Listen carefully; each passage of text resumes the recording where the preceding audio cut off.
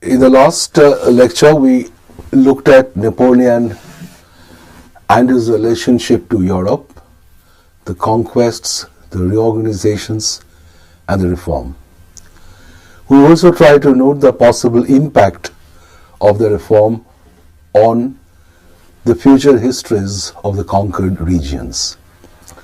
In this last lecture on Napoleon, we trace the road to decline, his final defeat at Waterloo, and banishment to the island of St. Helena. And we would also like to very briefly look at his impact on this entire period of French as well as European history. After 1808, Napoleon appeared to take all sorts of questionable decisions, both on the military and the political fronts.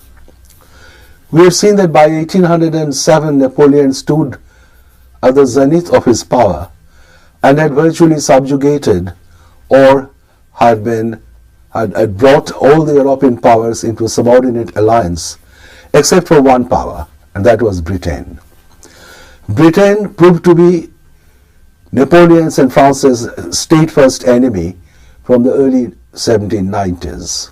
Napoleon had made a temporary truce at Amiens in 1802 and had experienced the shattering defeat in the naval battle of Trafalgar. Napoleon decided to bring what he described as the nation of shopkeepers onto their knees by adopting an economic form of warfare. This is what is known as the continental blockade. Napoleon promulgated the Berlin Decree in November 1806 when he entered Berlin after defeating Prussia in the Battle of Jena. In this, he simply declared that the British Isles are in a state of blockade. The idea was to shut off the continental markets to British industrial products. It is important to note at this point that the British industrialization had virtually taken off, to quote Rostow, between 1780s and the early 1800s. So in a way, Britain was the first country that had experienced the Industrial Revolution. Napoleon's idea was to stop both the colonial re-export commodities that Britain brought from the colonies and re-exported to the continent, as well as the British industrial products.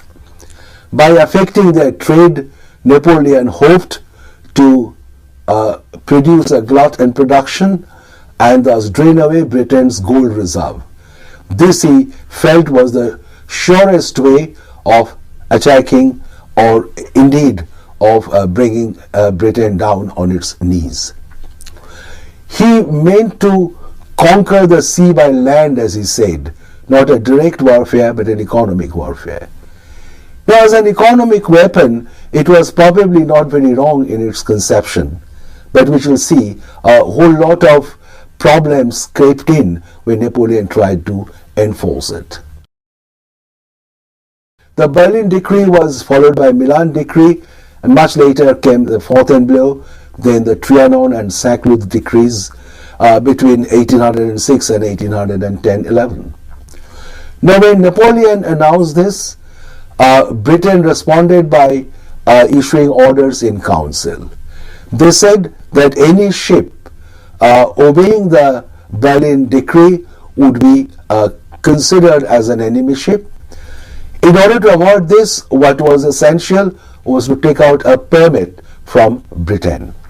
The problem was simpler for Britain in the sense that she had not only industrial superiority, but she had superiority of the seas as well. She could cut off France's connection with the colonial world, France's own colonial world, rather than France really forcing the issue on Britain so far as the high seas were concerned. But Napoleon's basic idea was not a colonial warfare, but to simply shut the continental market to England. In the initial period, this had not been a failure. By 1808, British exports had certainly gone down. In the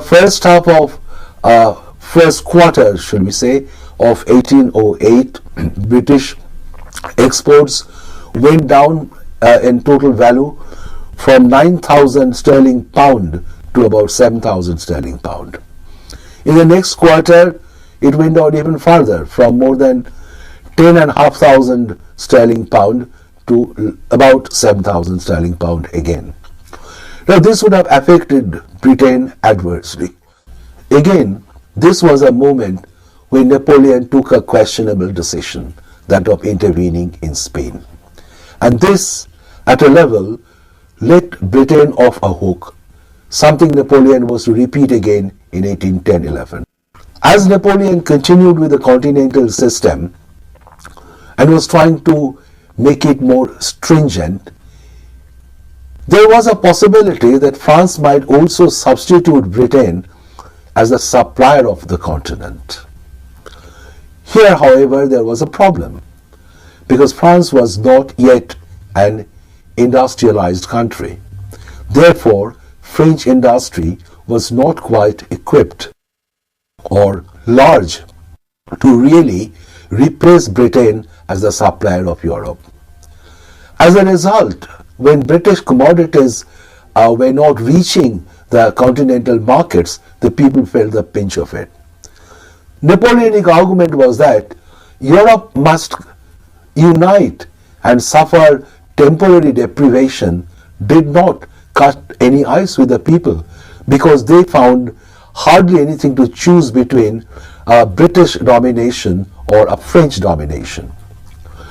Indeed, gradually even the French merchants were suffering because they had invested large amount of money as advance for commodities which they were not getting. But what really upset Napoleon was the gradual emergence of a very large network of smuggling. It was a vast European coastline which Napoleon would have found it very difficult to cut off. He did not have the naval strength.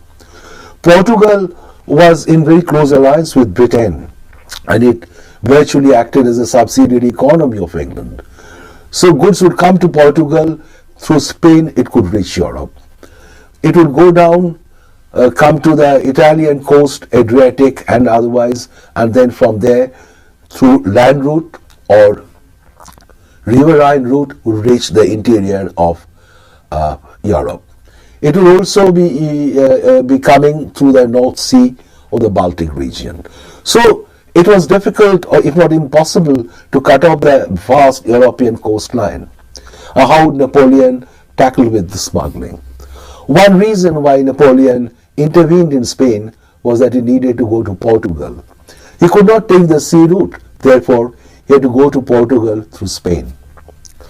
It is later in the Trianon and Saint-Cloud decrees, Napoleon ordered the public burning of contraband goods. This indeed produced a great deal of discontent in the European cities and other areas of Europe, and particularly there were great popular unrest in parts of Germany as a result of the stringent orders which were introduced to enforce the continental blockade. Historians have suggested, Marshal Duran for example, that the continental blockade was simply a blockade, an attempt to cut off European market from British commodities. But it was later enlarged into what he calls the continental system. The system was more comprehensive. It actually sought to use the entire European economy of the conquered and unconquered areas as subservient to French economy. And this is where Napoleon failed miserably. He could neither control smuggling. Indeed, later he was obliged to relax it by introducing a license system. As one historian has said, that Napoleon, in order to avoid smuggling, assumed the role of the smuggler himself. He even was obliged to import British goods for his army. And in 1810-11, when Britain was really suffering, Again, that was another peak when British exports had gone down. Napoleon saved them by an export of wheat, of which there was an abundant production in France. So there were loopholes, logical inconsistencies in the way the continental blockade and the continental system, as it later became, was being applied or implemented in Europe. And ultimately it acted more as a boomerang than as a real target. Britain did suffer. There were gluts in production, goods could not be sold, they were being dumped in the warehouses, the industries were experiencing recession, and there was social disturbance, particularly the famous Luddite movement. People did not understand the economic hardship and attributed it to the new machines which had come up. So the Luddite movement tried destroying the machines themselves. In 1808, Napoleon intervened in Spain. In 1812, he intervened in Moscow. So the continental blockade was the beginning of the end. Then came the Peninsular War. In 1808, he intervened in Spain. I've already said that he needed to enter Spain in order to go to Portugal. But when he perceived there was a possibility of change of government in Spain, instead of supporting Ferdinand, who would have been a popular choice instead of Charles VIII, the Bourbon king of Spain, Napoleon intrigued with Godoy, the unpopular but powerful minister, by promising him a principality in southern Portugal, summoned Ferdinand to meet him at Bayonne, and when Charles abdicated, decided to place his brother Joseph on the throne of Spain. Joseph was brought from Naples to Spain, and Murat was made the king of Naples. Now this proved to be a disastrous decision. Napoleon came to Spain and was involved in a war that dragged on for 4 years, ending finally in his defeat. As early as July 1808, Napoleon was defeated at Bayonne. His forces, were defeated at Bayonne by the Spaniards. This created a tremendous impact on Europe, that this powerful grand army could be defeated after all. Napoleon experienced logistical difficulties in Spain. His earlier military tactic was not working because the Spaniards receded and resorted to what has since come to be called as the guerrilla form of warfare. The peasants were involved, the army was involved, the clergy were involved. Napoleon derisively called it an insurrection of the monks. It's true, Spain was a Catholic country, and they equated Napoleon with the revolution and the attack on the church. But at another level, it was a resistance that involved the entire people of Spain almost. And there are contemporary evidence to suggest that it was a popular resistance indeed. Napoleon failed to get the enemy in open battle. He did make some headway in the beginning, but he failed to cross the whole of Spain and reach Portugal, for Portugal had been reinforced by British assistance. And finally, after 4 years, which made all difference because its demand of huge resources in terms of men and money, Napoleon was defeated in the battles of Salamanca and Vittoria in 1813 and was obliged to withdraw from Spain. By then it was too late. The Spanish War, the Peninsular War, has indeed been called the Spanish ulcer by historians. It destroyed Napoleon. There is no doubt that this is where Napoleon experienced a different kind of a war which did not suit his strategy. It was a multinational war now. Multinational army even. The Grand Army now had Poles, Italians, Germans, Magyars, people from all over the conquered parts of the Grand Empire. And I mentioned in the last class how an Italian poet referred to this situation, how unsavory, how tragic it is for an Italian to die in Spain for Napoleon. Now, Napoleon had so long financial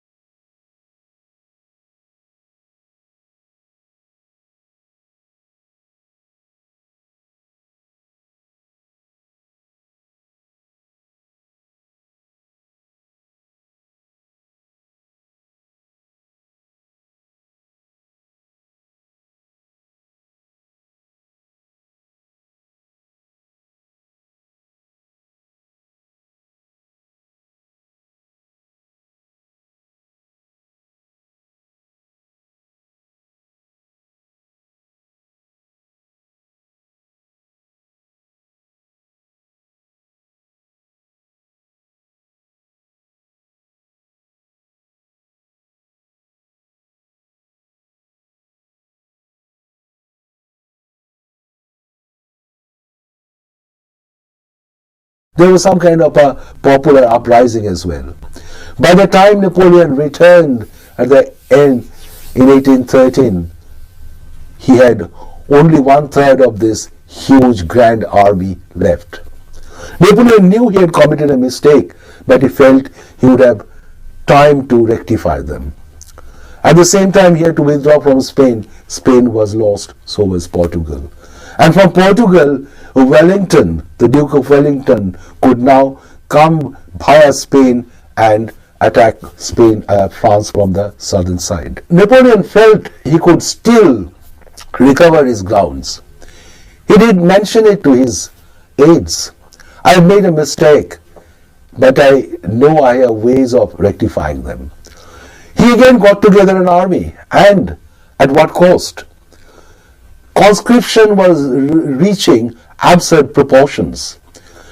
After 1811, it was not uncommon to see people in the countryside, young people with festering wounds.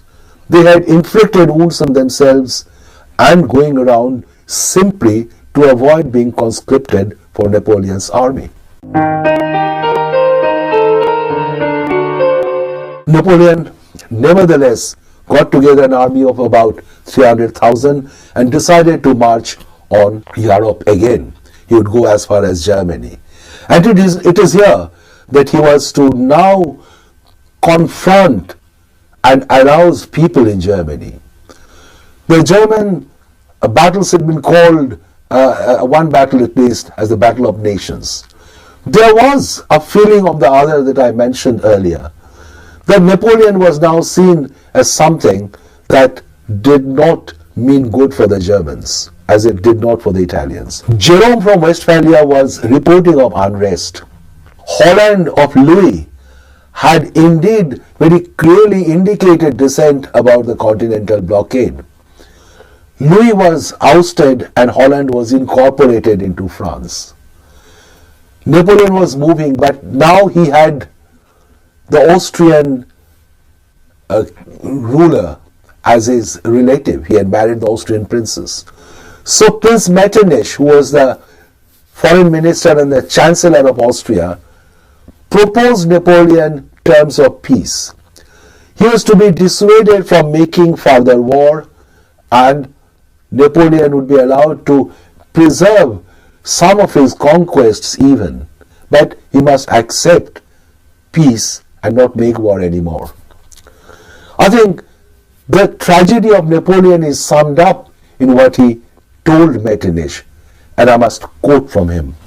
I would die before I ceded 1 inch of territory. Your sovereigns born on the throne can be beaten 20 times and still return to their capitals. I cannot do that because I am an obstinate soldier. My domination will not be able to survive from the day I cease to be strong and consequently to be feared, unquote. This was an absurd situation. He must make war continuously to prove that he was strong. He must prove that he was strong to be feared, and obviously this was an untenable, unsustainable situation for a very long period of time. Napoleon knew how to make war, but he did not know how to bring it to an end, how to make peace. And thus his moment of destiny came very soon. Before the Battle of Leipzig in October, he was seen by one of his generals as reciting from Voltaire. I'm quoting again. I have served, commanded, conquered 40 years. Of the world in my hands I have seen the fortunes, and I have always known that on every occasion the destiny of states depends on a single moment, unquote. Napoleon's moment of destiny had arrived at Leipzig. This was known as the Battle of Nations. A combination of forces brought Napoleon down. Napoleon was defeated in Leipzig. By the time the the Treaty of Reichenbach had brought Russia, Prussia, and Austria together, by early 1814, the Treaty of Chaumont would bring Britain into the coalition, the fourth coalition that would defeat Napoleon ultimately. Napoleon returned from Europe almost for the last time, and in 1814 started the invasion of France. Austrians, Russians, Prussians, and Duke of Wellington from Spain would converge on Paris. By April, Napoleon's dismissal had been intimated by the bourgeoisie, which had invented him as a savior. The Allies in a manifesto said that they are not making war on France. They are inside French territory, to not make war on France or the French. They said they were simply trying to eliminate the domination of Napoleon, which Napoleon had wrongly imposed on Europe for a long time. They even said that France would be allowed to retain its natural frontiers, which meant France could retain its 1792 frontiers. It did not go back to 1789. The bourgeoisie took hint of this implication, and they dismissed Napoleon. Talleyrand was made the head of a provisional government, and Talleyrand now mooted the principle of legitimacy to bring the brother of Louis XVI back to the throne of France. Napoleon was banished to Elba, but he returned. After 9 months, Napoleon returned, which has been described as the flight of the eagle. He returned for 100 days. Napoleon returned, and when he was moving towards Paris, he was confronted by a group of soldiers. Napoleon faced them and told them, "I have come back. I am your emperor. You can kill me if you want, or you can follow me if you want." Napoleon's charismatic charm and appeal was still there. The crowd shouted, "Vive l'empereur, long live the emperor." Napoleon marched to Paris and was preparing for the final battle, which came in June at Waterloo in Belgium. It's the Battle of Waterloo, with which the name of the Duke of Wellington is associated. Napoleon was defeated, and Napoleon was now banished to St. Helena, where he died 6 years later at the age of 53 only. As Frederick Masséna in his Napoleon Inconnu has said, "In a disordered imagination lies the source of human unhappiness. It makes us wander across the seas from one fantasy to another, and if its spell leaves us in the end, it is by then too late. The hour strikes and the man dies detesting life." This is a very interesting observation on the man. But let us end by assessing Napoleon. In his exile at St. Helena, Napoleon took, in a way, a revenge on his victors. In his memoirs, Napoleon painted a picture of himself as the savior of France, as a protector of liberty. He made himself much of what he was not. But the point that we must make, following Lefebvre and Tilak and many other historians, that Napoleon was part of the French Revolution. That Napoleon grew from the Revolution, and one cannot understand him without the Revolution. His tenure was not, as Bergeron says, a mere episode in French history. It was intrinsic to the entire quarter century that we have tried to read for such a long time.